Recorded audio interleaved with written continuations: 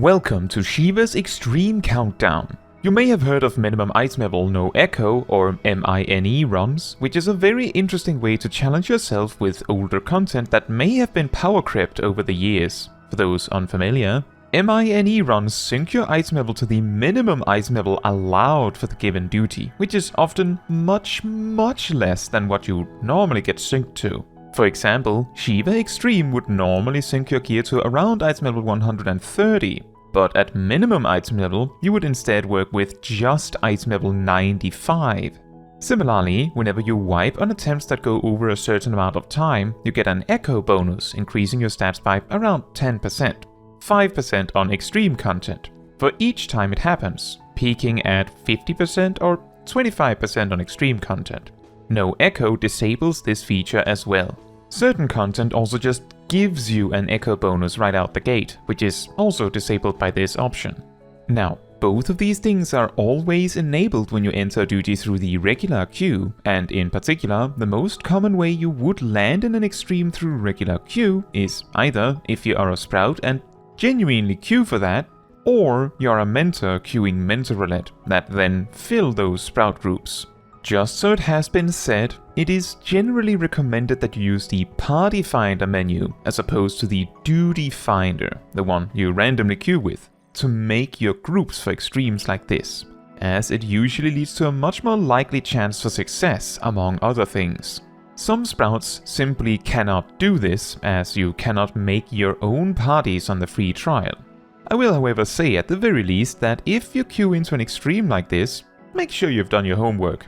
Read or watch a guide or something, maybe polish up on your skills with the job you want to play.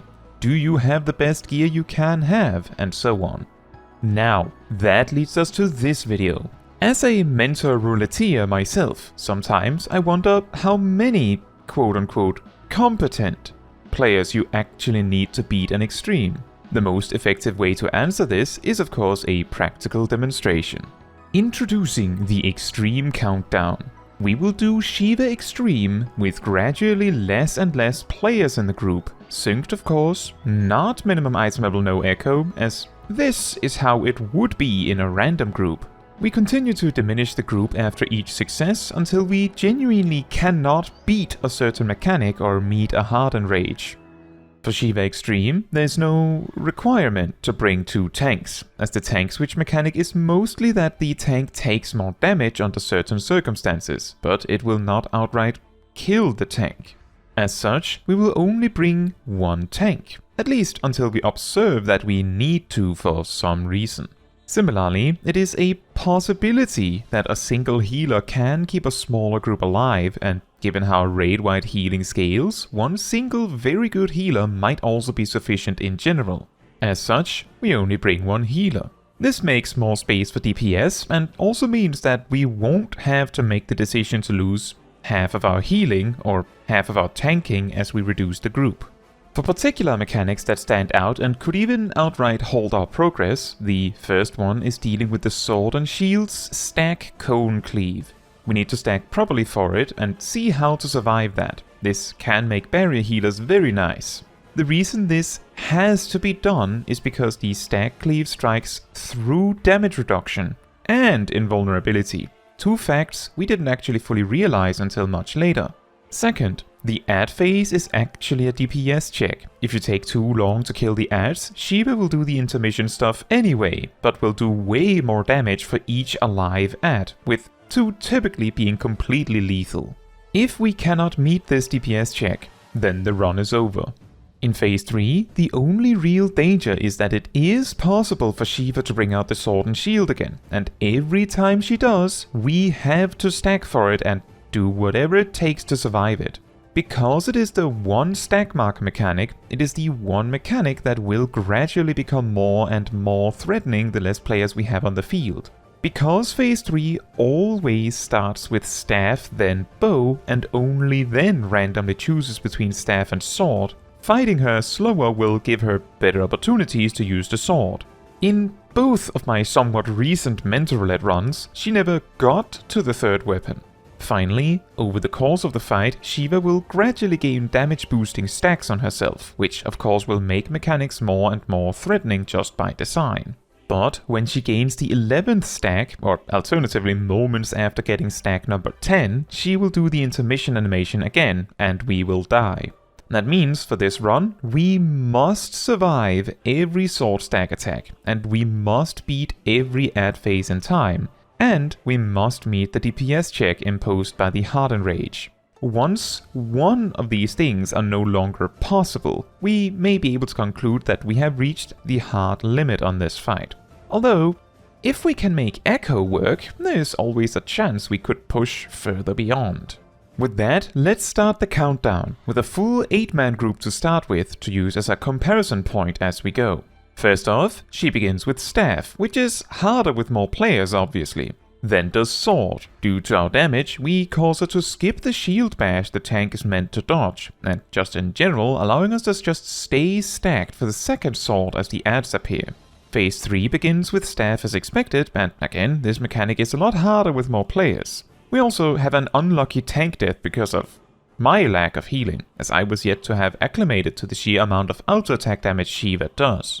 With that, we finish the fight just as Bow comes out, with 3 damage stacks on Shiva. Countdown goes to 7. Garcelle bows out.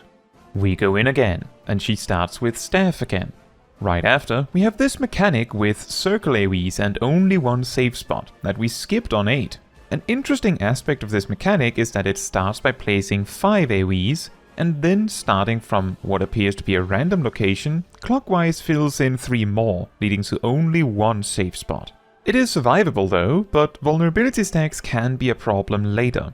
Strangely, the fact this mechanic was not skipped meant that Shiva didn't have time to bring out the sword twice either.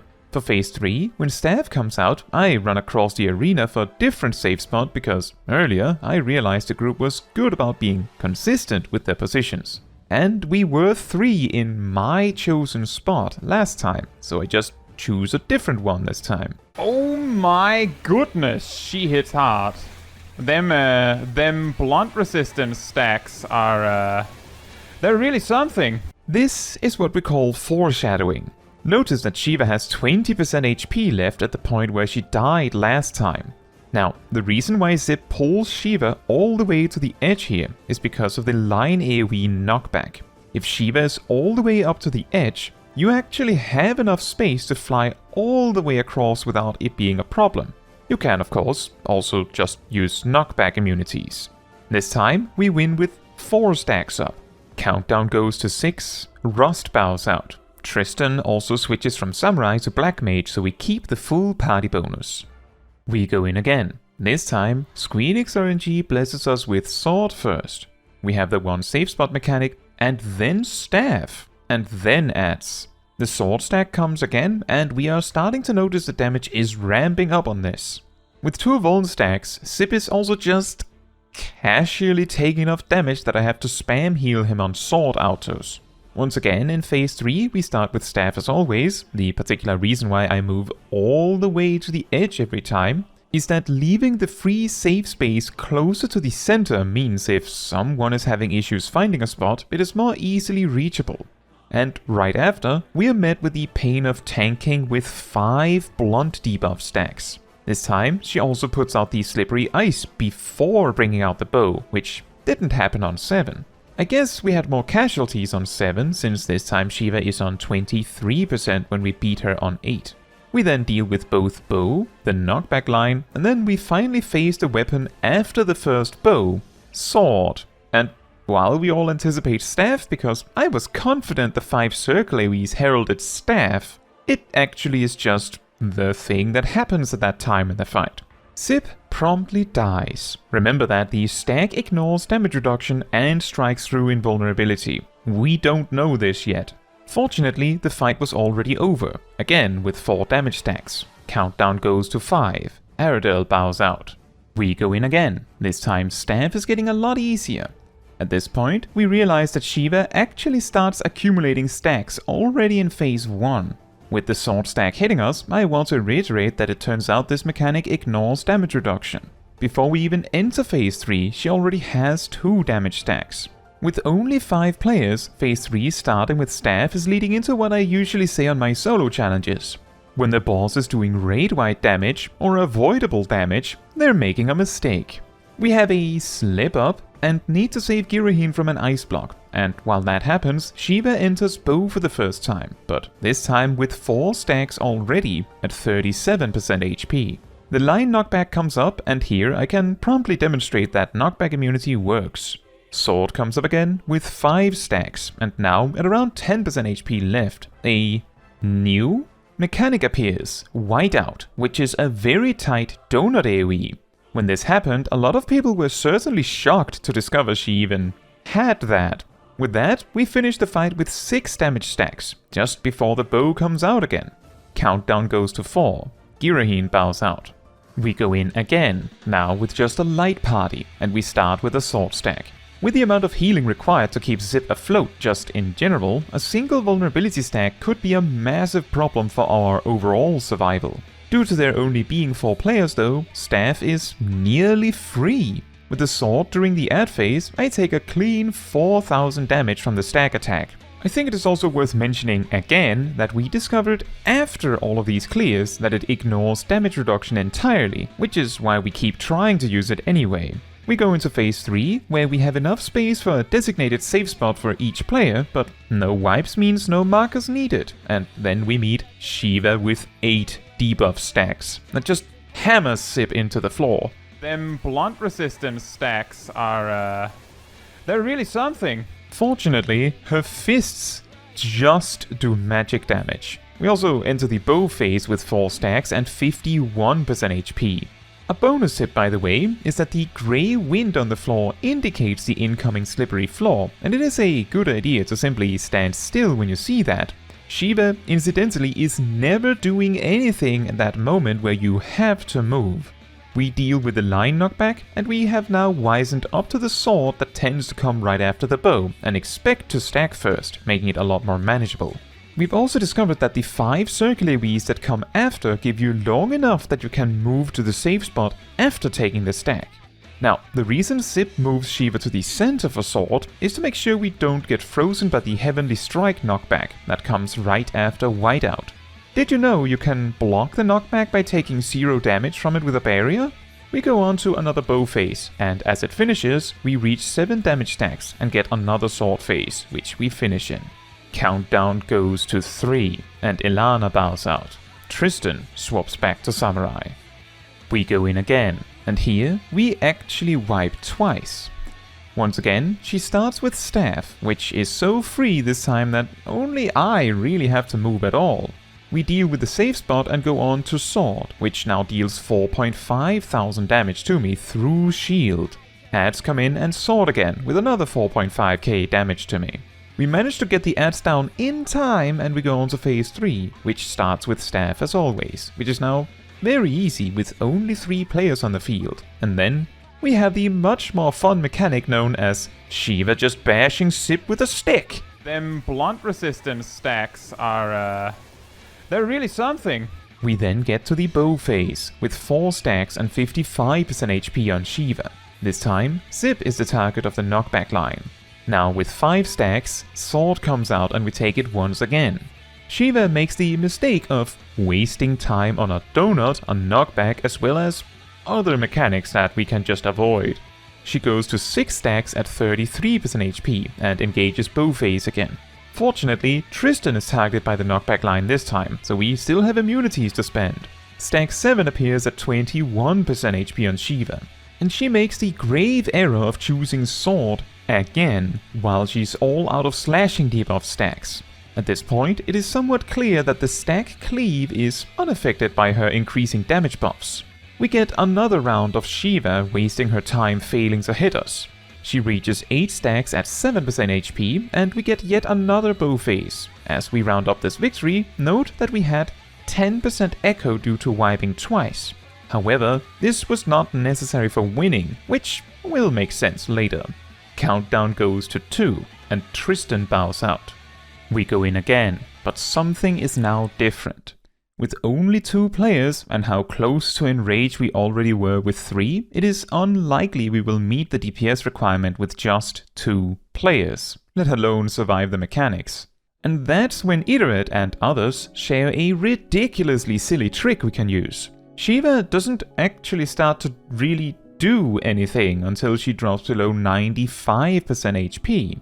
Furthermore, if you survive at least 3 minutes of active combat in at least a Realm Reborn extremes, you gain Echo. This caps at 25% and goes up by 5% per wipe. As such, we farmed for around 15 to 20 minutes just doing this. With that said, I switched to Scholar specifically because the sheer amount of manual spam healing that has been necessary means that Cardia has become a lot less valuable, so I swapped to Scholar instead. We had a bunch of attempts, but instead of beating around the bush, let's just step to the best one immediately. I place Adloquium on both of us preemptively, in case Sword comes first. Not that it really matters, considering we can't even bring her to 95% HP in time for that. With that said, we get Staff first. After that, we get the safe spot, which is handled just fine. Now Sword comes up, once again reminding you that we discovered it ignores damage reduction after all this. Not that it mattered. Here, I take over 6,000 damage through shield. Also, I didn't know whiteout could even happen in phase 1. But not only can she use it, she will use it repeatedly until she goes low enough to switch to the add phase. Also, I took 3.5k damage through a Cradle shield from the sword stack this time. With the add phase, I use a tincture to boost damage as much as possible. During the attempts, Zip ran out of tinctures, which is why he is not using them. It won't make a massive difference overall though. Despite our greatest efforts, one add is alive with 0.1% HP left. Turns out though, that one add alive only means it hurts a lot more, but isn't grounds for an immediate wipe, so phase 3 is engaged as normal-ish, and Spav phase comes. Them blunt resistance stacks are, they're really something. We then engage bow phase at 4 stacks with 67% HP on Shiva. Let me reiterate that with 8 players, we finished her at this time. Where she's just pelting my tank with critical hits. That's the easy part. I then get the knockback marker and bow phase resolves. With 5 stacks, staff phase begins, which is easily resolved, but also means the next sword phase is going to be even more painful. And because I had all my resources stocked and ready to go, it would have been better if she had went harder on us with a sword phase at this time. Somehow, she only built 7 slashing stacks, and then went into another bow phase with 6 damage stacks at 52% HP. I get targeted by the line knockback again, but because of the convenient positioning of Shiva, I can just take it and walk away just fine. And here, unfortunately, is when we discover that the stack cleave strikes through invulnerability. The saddest part is that we didn't even need it, it was just to push for damage. Well, whatever then. We somehow recover, and now that Sip has 0 slashing stacks, it is a lot easier to heal him. He also does significantly less damage though, due to the weakness debuff. It probably evens out with the additional damage I can do as a result, give or take. And then Shiva goes on to waste time once again. Bow phase starts again, with Shiva at 8 stacks and 42% HP. The line knockback went on Sip this time. We finish with 1 more staff phase. The weird part is that when Shiva reaches 10 stacks, she almost immediately gets the last stack, giving only a fraction of the time you'd normally have in a phase. As such, she goes into bow phase, glass dance, shoots a few times, and then wipes us, finishing at 27% HP. Based on our estimates, it is possible if we had been a bit more effective, made a few less mistakes. Sip hadn't died and we both had tinctures. Perhaps if Sip had been a gunbreaker too, which might be slightly stronger in this level range, that we could have pushed her to maybe 20%. But it is absolutely off the table, actually beating her as only 2 players. And with that, we know that you need at least 3 players to defeat Shiva Extreme synced. And I, who thought you needed 4, right? I hope this will motivate some future mentors if they see this fight and recognize at least 3 competent players in their group. It might be possible with just that. Anyway, I hope you found this all entertaining. And if you felt like I skipped through things a bit too fast, you can find the full stream of this endeavor in the video description. Now, that is all for this video. Thank you so much for watching. If you would like to support me and my channel more directly, you can become a member like these wonderful people here. You can also alternatively support me through Ko-Fi, link in the description. You can also support the channel by letting the YouTube algorithm know by liking the video, leaving a comment, subscribing, sharing, and hitting the bell to get notified when next I post a video. Fun fact, Unreal is a specific difficulty type of duty. There is always only one of them at any one time, and when it rotates out, it is no longer available. Forever gone.